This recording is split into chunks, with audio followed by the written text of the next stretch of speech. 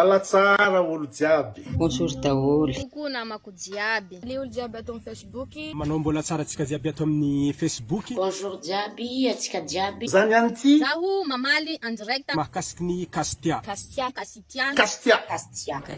Kastia comédienne. Kastia Ni tripiki.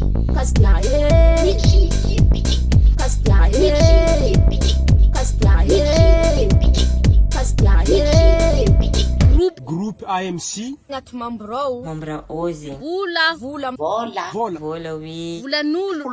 Volan'olo baka Madagasikara agny. Sivy hetsy telo tapitrisa. Manatapitrisy. Sivy hetsy. 5 750 000 francs. Telo hetsy. 6 millions. Enina hetsy. Voakandafy. Olandafy. Andafy. Nanao publication ianao Ny hoe fagnarahana io. 2 semaines 8 jours. Une semaine 3 jours. 6 mois 5 mois. Une semaine. mois et demi. Une semaine. 6 mois 5 mois. Une semaine, 2 semaines. De off. Vidéo. Bloqué. Blocage. Bloqué vanao. Bloqué zao. Ty bloqué. Blocage. Bloqué vanao. Bloqué zao. Bloqué. Blocage. Bloqué vanao. Bloqué zao. Bloqué zao. Blocage. Bloqué zao. Bloqué zao. Comme commentaire. Application vovo. Bénéfice. Manonga vintagna io. Mpanonga vintinan'olo sy tara faritry be marivo zany. Mitrosa. Trosa. Miavaka trosa. Enina hetsy isy roa tapitrisa.